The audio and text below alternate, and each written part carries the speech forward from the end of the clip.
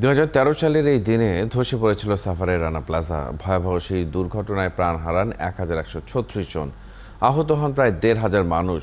মোমবাতি জ্বালিয়ে রানা প্লাজা ট্র্যাজেডিতে নিহত শ্রমিকদের স্মরণ করছেন তাদের স্বজন ও বিভিন্ন সংগঠনের নেতাকর্মীরা। মঙ্গলবার সন্ধ্যায় সাভারের ধসে পড়া রানা প্লাজার সামনে মোমবাতি প্রজ্বলন করে বিভিন্ন শ্রমিক সংগঠন। ১১ বছরেও এই ট্র্যাজেডির পেছনে দায়ী ব্যক্তিদের শাস্তি না হওয়ায় ক্ষোভ জানান সংগঠনের নেতারা। তারা বলেন, আসামিদের দৃষ্টান্তমূলক শাস্তি না হলে দেশে নিরাপদ কর্মস্থল নিশ্চিত করা কঠিন হবে। এ সময় হতাহত শ্রমিকদের ক্ষতিপূরণ, চিকিৎসা, পুনর্বাসন ও ঘটনাস্থলে স্মৃতিস্তম্ভ নির্মাণের দাবি জানান স্বজনরা। দর্শক, রানা প্লাজা ট্র্যাজেডির আরও খবরই আমাদের সঙ্গে এই মুহূর্তে যুক্ত হচ্ছেন সহকর্মী আশরাফ সেজাল। সেজাল, আপনার কাছে শুরুতে জানতে চাই যে রানা প্লাজা ট্র্যাজেডির যে মামলাটি হলো, সেই মামলাটির সবশেষ অবস্থা কি, আর আইনজীবীরা কি বলছেন, এই মামলার কার্যক্রম শেষ হতে কত সময় লাগতে পারে? 1, 2, 3 ঢাকায় জমি জিতে নিন 100% ক্যাশব্যাক সহ 20 কোটি টাকার পুরস্কার। দেখুন মাহাদি, যে আজ সকাল থেকে কিন্তু রানা প্লাজার সামনে যারা আহত হয়েছিলেন, নিহতের স্বজন যারা রয়েছেন, তারা কিন্তু শ্রদ্ধা নিবেদন করছেন বেদিতে, অস্থায়ী বেদিতে। এই মুহূর্তে কিন্তু মূলত বিভিন্ন শ্রমিক সংগঠনের নেতারা কিন্তু তারা দাঁড়িয়ে সংক্ষিপ্ত সমাবেশ করছেন। মাহাদির তথ্য জানিয়ে রাখি যে মামলা কিন্তু এখনো তেমন অগ্রগতি নেই, সাক্ষ্য গ্রহণ চলছে। সুহেল রানার, আপনি জানেন যে রানা প্লাজার যে মালিক, তার জামিন হয়েছিল কিন্তু উচ্চ আদালত সেই জামিন স্থগিত করেছে। পাশাপাশি যদি আমরা একটু দেখাতে চাই যে এই মুহূর্তে আহত যেসব পঙ্গু বিভিন্ন শ্রমিকরা ছিলেন, তারা কিন্তু শহীদ বিদিতে, অস্থায়ী শহীদ বিদিতে তারা কিন্তু শ্রদ্ধা নিবেদন করছেন। পাশাপাশি আমরা দেখছি যে বিভিন্ন শ্রমিক ঐক্য ফোরাম, গার্মেন্টস শ্রমিক ফেডারেশন, বিভিন্ন সংগঠন তারা কিন্তু ইতিমধ্যেই মানববন্ধন করছেন, কথা বলছেন।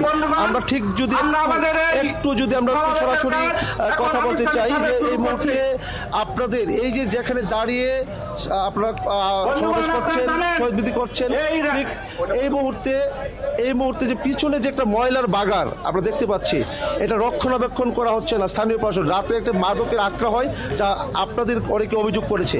আপনারা কি মনে করছেন? আমরা মনে করি যে এই স্থানটিতে এই রানা প্লাজা ভবন ধসেছে, এটা একটি দেশি বিদেশি আন্তর্জাতিকভাবে এটা একটি হৃদয় বিতরক একটি ঘটনা এবং স্পর্শকাতর একটি স্থানে পরিণত হয়েছে, এবং এখানে ১১৩৯ জন শ্রমিকের মৃত্যু হয়েছে। ফলে এখানে একটা হৃদয় স্পর্শী একটা স্থান, এবং এটা আমাদের জন্য একটি পবিত্রতম স্থান। এখানে একটা স্মৃতিস্মারক আমরা এখানে তৈরি করেছি।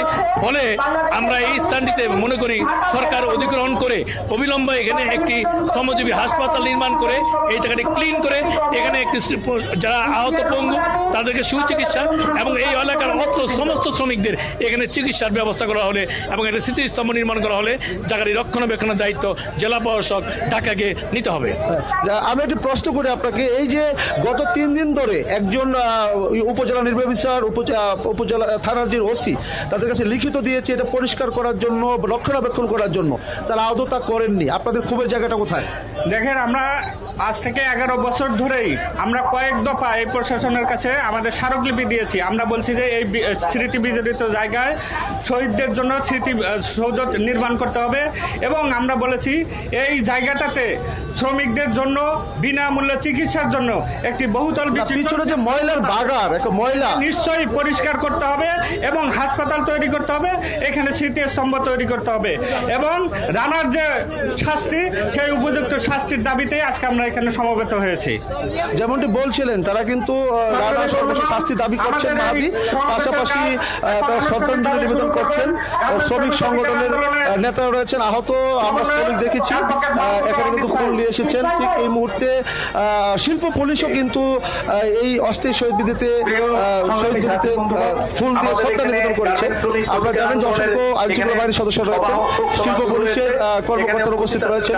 ঠিক আমরা যদি এখন এই মুহূর্তে সরাসরি যেখানে আমরা লাইভে সংযুক্ত রয়েছি, ঠিক আমরা যদি একটু কথা বলতে চাই যে শিল্প পুলিশের পক্ষ থেকে আমরা একটু সরাসরি 71-এ সংযুক্ত রয়েছি। এই যে জায়গাটিতে এটা রক্ষণাবেক্ষণের দাবি উঠেছে, যে পিছনে ময়লার বাগান, আসলে আপনারা শিল্প পুলিশের পক্ষ থেকে কি করতে পারেন এই বিষয়ে?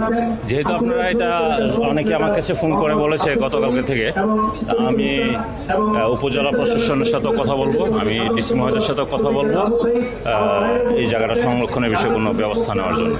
ধন্যবাদ।